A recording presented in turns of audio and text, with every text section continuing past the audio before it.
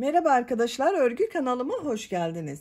Minik bebeklerimizin ayakları için hem kolay hem de güzel tığ işi çorap yaptım. Bugün bu çorap anlatımını sizlerle paylaşmak istiyorum. Bu çorap örgüsünü hem kız bebek hem de erkek bebekler için yapabilirsiniz arkadaşlar. Yeni doğan bebeği de yapabilirsiniz. 1, 2, 3, 5 her yaş çocuklarınız için yapabilirsiniz. Ben bugün çorap anlatımını 3 ay bebek ayak ölçüsüne göre yapıyorum. Bakın bu büyüklükte çorap yaptım. Çorap örgüsüne buradan sihirli halka içine trabzan yaparak başlıyoruz. Sihirli halka içine 12 trabzan ile başlıyoruz. 2 sıra arttırma yaptım. 3 aylık bebek için oldu arkadaşlar. Siz bu çorabı 6-12 aylık bebek için yapacaksanız 3. sırada olan arttırmaları 1 çift 3 tek 1 çift 3 tek yaparsanız 6 aylık bebek için olur. Bu düz trabzan yaptığımız sırayı da 2 sıra fazla yapmanız gerekecek arkadaşlar. 1 yaş çocuk için yapacaksanız yine benimle aynı sayıda başlayabilirsiniz. 3. sıra arttırmalarını 1 çift 2 tek 1 çift 2 tek yaparsanız 1 yaş çocuk için olacaktır. Daha büyük çocuklar için yapacaksanız arkadaşlar bu arttırma sırasını 1 çift 1 tek 1 çift 1 tek şeklinde yaparsanız 1-2 yaş arası çocuk için olur. Yeni doğan bebek için yapmak istiyorsanız bu başlama trabzan sayısını 11 trabzan ile başlayabilirsiniz. Diğer arttırmaları benimle aynı sayıda yapabilirsiniz. Bakın kalıpta da duruşuna bakalım. Ben bugün sarı renk ile yaptım arkadaşlar. Ama siz bu çorap örgüsünü her renk ile yapabilirsiniz. İstediğiniz marka iplikleri kullanabilirsiniz. Ben bu şekilde bir sarı renk iplik kullandım. Kullandığım iplik üzerinde 100 gram iplikte 340 metre var. Bakın bu iplikten çok az iplik kullandım. Bu çorap örgüsünü yaptım. Bu çorabı ben takım olarak yaptım arkadaşlar. Bakın bu şekilde bir şapka var. Yine aynı modelden yaptım. Çok güzel. Bunun takımı olarak yine çok güzel bir hırka yaptım bakın. 3 aylık bebek için hırka ve şapka yaptım. Bugün de çorap anlatımını yapıyorum. Bu hırka ve şapkanın anlatımlarını yaptım. YouTube kanalıma yükledim arkadaşlar. Siz de bunun gibi güzel bir takım yapmak isterseniz hırkanın ve şapkanın olduğu YouTube linklerini izlediğiniz bu çorap videosunun açıklama bölümüne ekliyorum. Siz o linklere tıklayarak bunun gibi güzel bir takım yapabilirsiniz.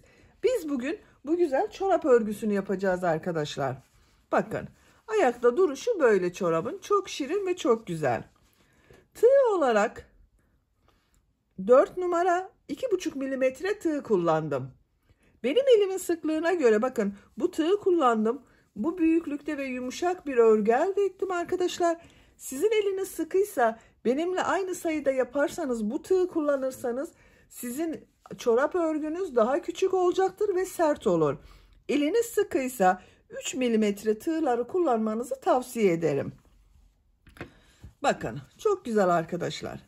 Ben bugün sarı renk ile yaptım ama siz bu çorap örgüsünü istediğiniz renkleri kullanarak yapabilirsiniz. Her renk ile çok güzel oluyor. Yaptığınız bebek takımlarına takım yapabilirsiniz veya tek başına çorap yaparak da rengarenk kullanabilirsiniz. İpliği tığı hazırlayalım. Hep birlikte bu güzel çorap örgüsüne başlayalım. Örgü kanalıma abone değilseniz abone olmayı unutmayın lütfen. Örgü kanalıma abone olmak ücretsiz. Örgü kanalım ücretsiz, abone olup orada bulunan zil şeklini dokunarak açık yaparsanız kanalıma video yüklediğim zaman ilk önce size bildirim gelir. Örgülerimden herkesten önce sizin haberiniz olur. İzlediğiniz videolarıma beğeni ve yorumlarınızı yaparsanız çok sevinirim arkadaşlar. Hepinize kolay gelsin. İyi çalışmalar.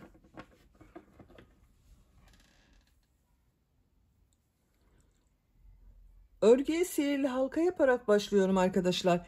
Sihirli halka yapmayı bilmeyen arkadaşlar için gösteriyorum. Bakın ipliği şu şekilde parmağıma bir defa doladım.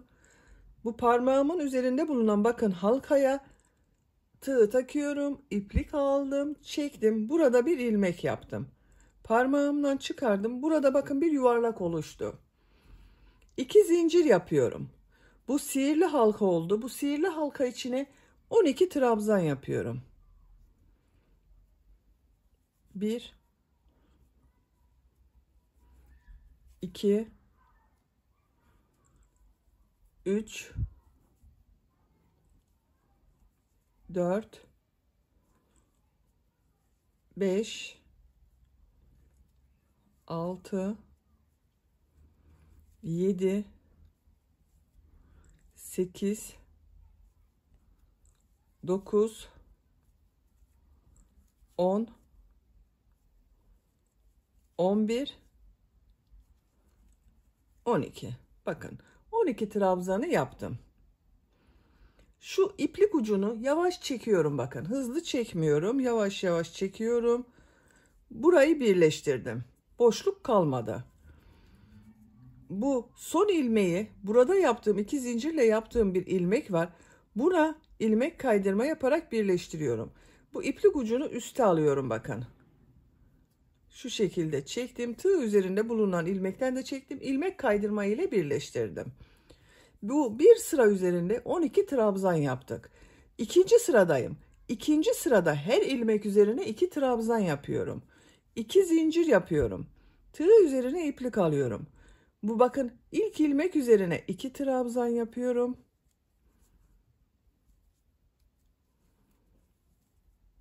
İkinci ilmek üzerine 2 trabzan yapıyorum. Bakın aynı ilmeğe yapıyorum. Diğer ilmeklere de 2 trabzan yapıyorum.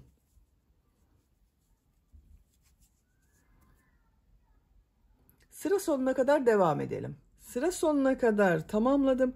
Bu sırada her ilmek üzerine 2 trabzan yaptım. Bir sıra üzerinde 24 trabzan oldu. Bir önceki sırada 12 trabzan vardı. Bu sırada 24 trabzan oldu arkadaşlar. İlk ilmek ile ilmek kaydırma yaparak birleştiriyorum.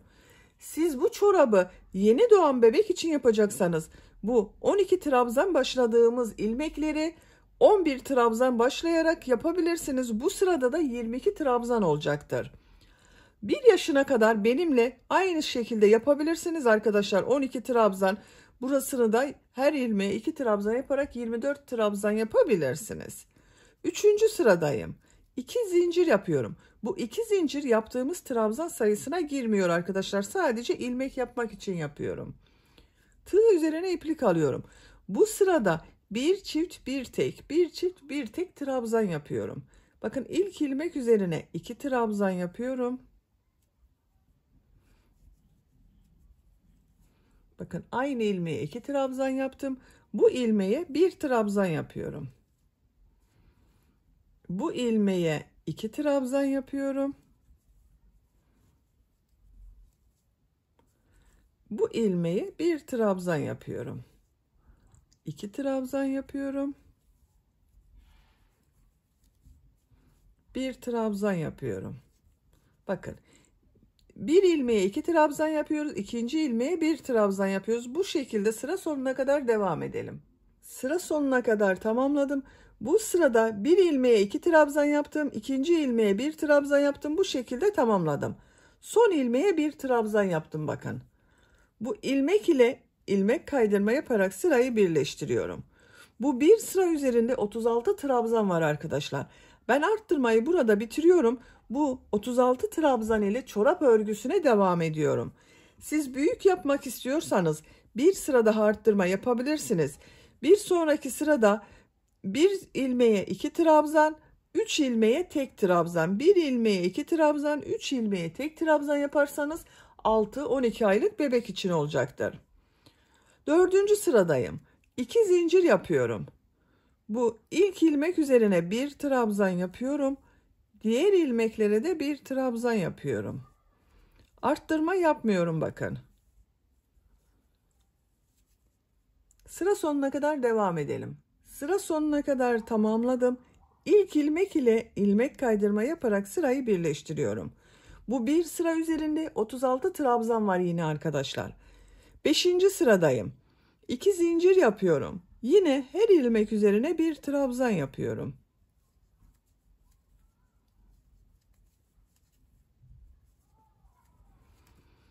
Sıra sonuna kadar devam edelim. İlmek kaydırma yaparak birleştirelim. Çorap örgüsünü bu şekilde, bu 36 trabzan ile düz trabzanlar arkadaşlar 6-7 sıra olarak tamamlayalım. 36 trabzan ile 7 sıra yaptım arkadaşlar. Bakın burada düz trabzanlara başladım. 1, 2, 3, 4, 5, 6, 7. Başlangıçtan itibaren sayıyorum bakın. 1, 2, 3, 4, 5, 6, 7, 8, 9, 10 sıra oldu. Benim yapacağım ölçü için yeterli. Siz yeni doğan bebek için yapıyorsanız bir sıra önceden bırakabilirsiniz arkadaşlar. İlmek kaydırma yaparak sırayı birleştirdim. Bakın ipliği kesiyorum.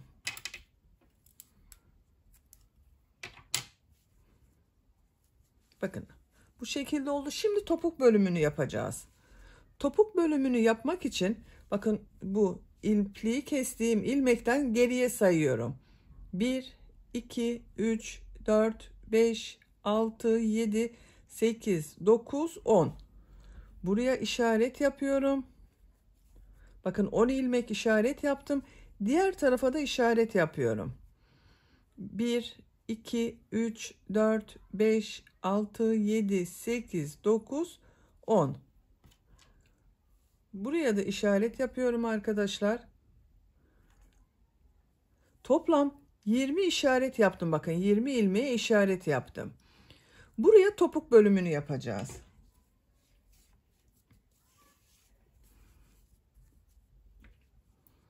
Bu işaret yaptığım ilmekten iplik şu şekilde bir ilmek yapıyorum. İsterseniz bağlayabilirsiniz arkadaşlar. Bir zincir yaptım, sağlamlaştırdım. Bu ilmek üzerine ilk trabzanı yapıyorum. 20 trabzan yapacağız. Topuk bölümüne 20 trabzan yapıyorum. Bakın sayalım isterseniz. 2, 3, 4, 5, 6, 7, 8, 9, 10. Bakın iplik ucunu içeride tutuyorum.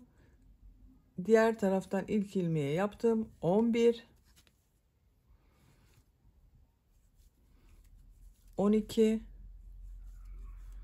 13, 14, 15, 16, 17, 18, 19, 20. Topuk bölümü için bakın buraya 20 trabzan yaptım arkadaşlar. Bu 20 yaptığım trabzana işaret yapıyorum. 2, 4, 6, 7. Bakın buraya işaret yapıyorum. Bu 7 trabzanı trabzan yapacağız.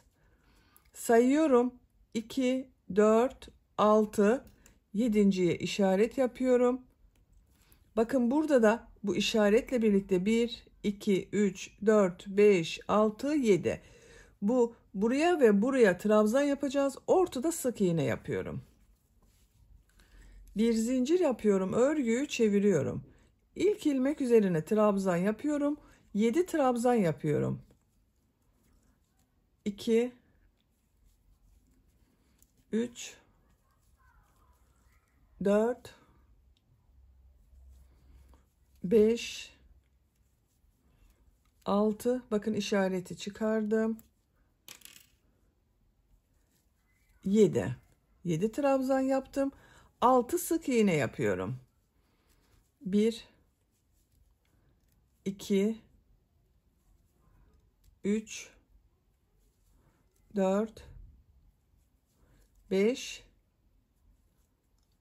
6. 6 sık iğneyi yaptım. İşareti çıkarıyorum arkadaşlar. Geriye 7 trabzan yapacağız arkadaşlar. Bakın burada 7 ilmek var. Tığ üzerine iplik alıyorum. 7 trabzan yapıyorum. 2, 3, 4, 5, 6, 7. Bu sırada 7 trabzan, 6 sık iğne, 7 trabzan yaptım. Bir zincir yapıyorum, örgüyü çeviriyorum, 7 trabzan yapıyorum. 1 2 3 4 5 6 7. Bakın burada 6 sık iğne var. Bu sırada bu 6 sık iğnenin 2 sık iğneyi birlikte yaparak kesme yapıyorum. Bakın tığ üzerine iplik almadan bu sık iğne üzerine bakın ilmek alıyorum, bekletiyorum, çıkarmıyorum. İkinci ilmeğe tığ takıyorum, iplik aldım. Tığ üzerinde 3 ilmek var. Hepsini birlikte çekiyorum. Bakın 2 ilmeği birlikte yaptım, bir sık iğne oldu. Bunu da aynı şekilde bakın. 1 2 birlikte yapıyorum. 2 sık iğne oldu. Bakın bunu da aynı. 1 2. Burada 1 2 3 ilmek oldu. Tığ üzerine iplik alıyorum. 7 trabzan yapıyorum.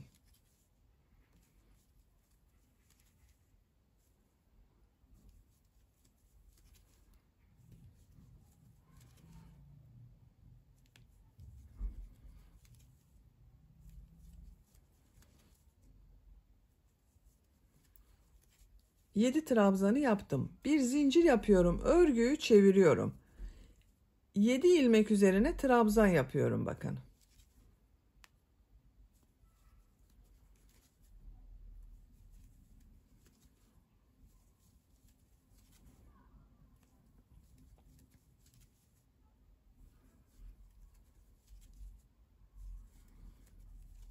Yedi trabzanı yaptım.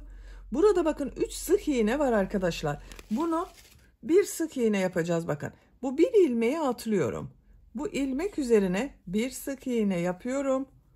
Bu ilmeği atlıyorum. Tığ üzerine iplik alıyorum. 7 trabzan yapıyorum.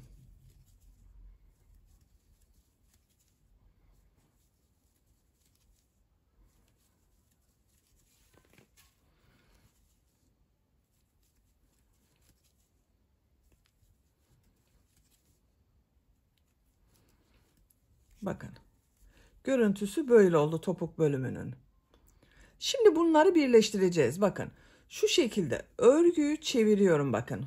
İçte kalacak olan bölüm şu şekilde bakın çevirdim. Karşıdan ilk ilmeğe tığ takıyorum.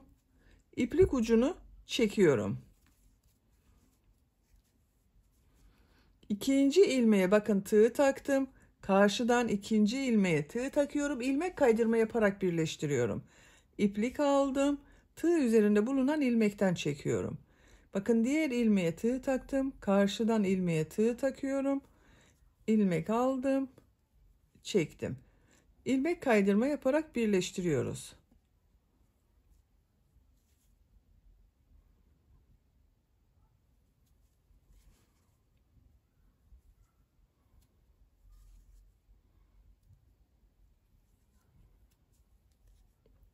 Şu şekilde bakın ilmek aldım, ipliği kesiyorum. Çekiyorum. Bakın arkadaşlar. Bu şekilde oldu. Bakın yuvarlak bir topuk bölümü elde ettik. Şimdi bunların üzerinden trabzan sırası yapacağız.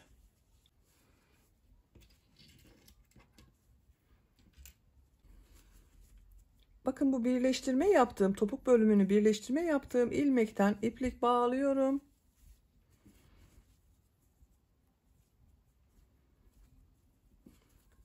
Buradan bir ilmek yapıyorum. 2 zincir yapıyorum. Bakın topuk bölümü için 1 2 3 4 sıradan yaptık arkadaşlar. Bu her sıraya 2 trabzan olacak. Bakın bu ilmeğe trabzan yapıyorum. Bakın bir sıra üzerine 2 trabzan yaptım. Buraya da 2 trabzan yapıyorum.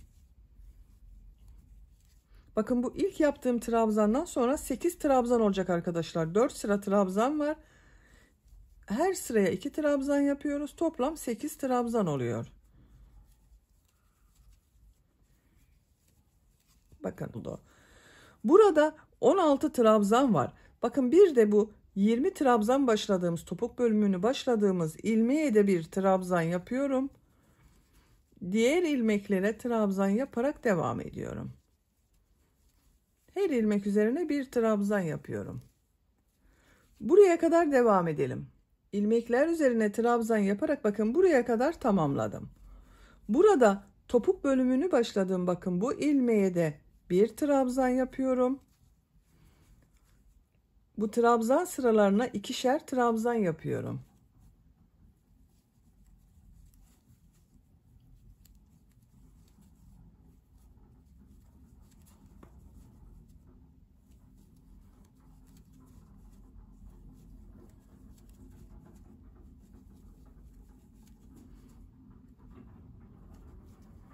Bakın buraya da 8 trabzan yaptım. İlk ilmek ile ilmek kaydırma yaparak sırayı birleştiriyorum. Şimdi model bölümünü yapıyorum. Bakın bir sıra trabzan sırası yaptım.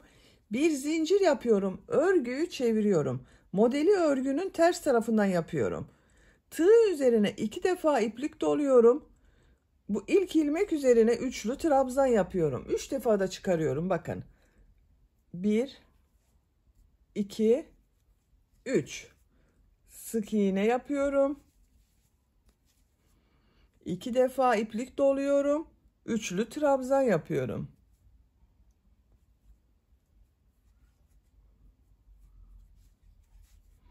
Sık iğne yapıyorum.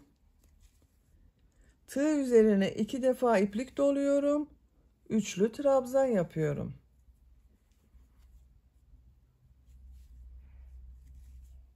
Sık iğne yapıyorum. Bakın düz tarafı böyle arkadaşlar. Kabarık modeller elde ediyoruz. Sıra sonuna kadar devam edelim. Modelleri yaparak sıra sonuna kadar tamamladım. Bakın bu şekilde oldu arkadaşlar. En son ilmeğe bir sık iğne yaptım bakın. Sık iğne yapıyorum. İlk yaptığım bu model ile ilmek kaydırma yaparak birleştiriyorum. Üçlü trabzan ile başladım. Sıra sonunda bakın sık iğne ile bitirdim. Buranın birleşimi bu şekilde oldu. Bir zincir yapıyorum. Örgüyü çeviriyorum. Trabzan sırası yapıyorum. Yarım trabzan yapıyorum trabzan arkadaşlar. Bakın şu şekilde tığ üzerine iplik alıyorum. İlk ilmek üzerine trabzan yapıyor gibi çektim. Tığ üzerinde 3 ilmek var. Üçünü içinden bir defa da çekiyorum. Tığ üzerine iplik alıyorum. Bakın model üzerinde bulunan ilmeğe yarım trabzan yapıyorum. Bu ilmeğe yarım trabzan yapıyorum.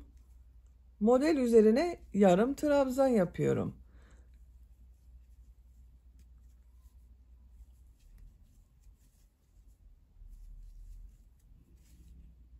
Sıra sonuna kadar devam edelim. Sıra sonuna kadar yarım trabzanları yaptım. Bu ilk ilmek ile ilmek kaydırma yaparak sırayı birleştiriyorum. Bakın bu şekilde oldu. Şimdi tekrar model sırasındayım. Bir zincir yapıyorum. Örgüyü çeviriyorum. Tığ üzerine 2 defa iplik doluyorum. Bu ilk ilmek üzerine üçlü trabzan yapıyorum. Sık iğne yapıyorum. Üçlü trabzan yapıyorum. Sık iğne yapıyorum. Üçlü trabzan yapıyorum. Sık iğne yapıyorum. Sıra sonuna kadar devam edelim. Sıra sonuna kadar modelleri tamamladım. Üçlü trabzan yaptım bakın. Son ilmek üzerine sık iğne yapıyorum. İlk yaptığım bakın bu model ile ilmek kaydırma yaparak birleştiriyorum. Bir zincir yapıyorum. Örgüyü çeviriyorum. Yarım trabzan sırası yapıyorum.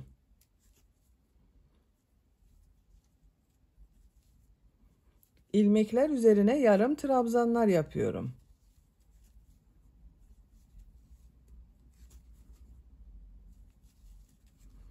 Bakın. Sıra sonuna kadar devam edelim. Bir sonraki sırada tekrar model sırası yapalım. Bu model sırası tercihinize göre istediğiniz kadar yapabilirsiniz arkadaşlar. Tamamlayalım gelelim. 4 sıra model sırası yaptım. Bakın arkadaşlar 1, 2, 3, 4. Sıra sonunda ilmek kaydırma yaparak birleştirdim. Bir zincir yapıyorum. Örgüyü çeviriyorum.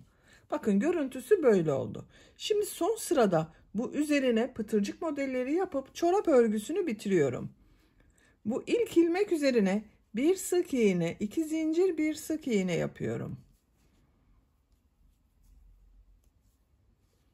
Bir ilmek atlıyorum. İkinci ilmeğe bir sık iğne, 2 zincir, bir sık iğne yapıyorum. Bir ilmek atlıyorum. Bir sık iğne, 2 zincir, bir sık iğne yapıyorum. Bakın bu şekilde pıtırcık modelleri oluyor. Sıra sonuna kadar devam edelim. Sıra sonuna kadar pıtırcık modelini yaptım. Bakın son yaptığım modeli burada bakın bir zincir yaparak dönüş yaptım. Bununla ilmek kaydırma yaparak birleştiriyorum. İpliği kesiyorum.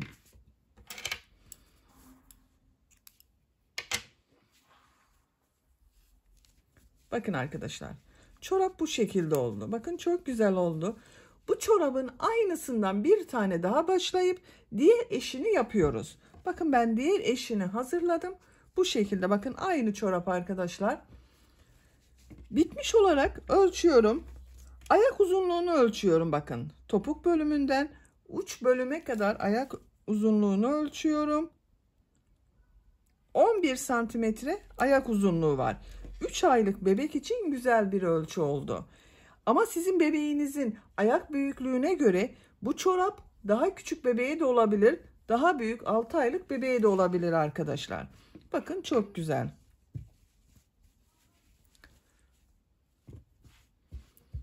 Beni dinlediğiniz ve izlediğiniz için hepinize çok teşekkür ederim. Örgü kanalıma abone değilseniz abone olmayı unutmayın lütfen. Örgü kanalıma abone olmak ücretsiz. Örgü kanalıma ücretsiz abone olup orada bulunan zil şeklini dokunarak açık yaparsanız kanalıma video yüklediğim zaman ilk önce size bildirim gelir. Örgülerimden herkesten önce sizin haberiniz olur. İzlediğiniz videolarıma beğeni ve yorumlarınızı yaparsanız çok sevinirim arkadaşlar. Sizlerle yeni örgülerde görüşmek dileğiyle. Hoşça kalın, sevgiyle kalın.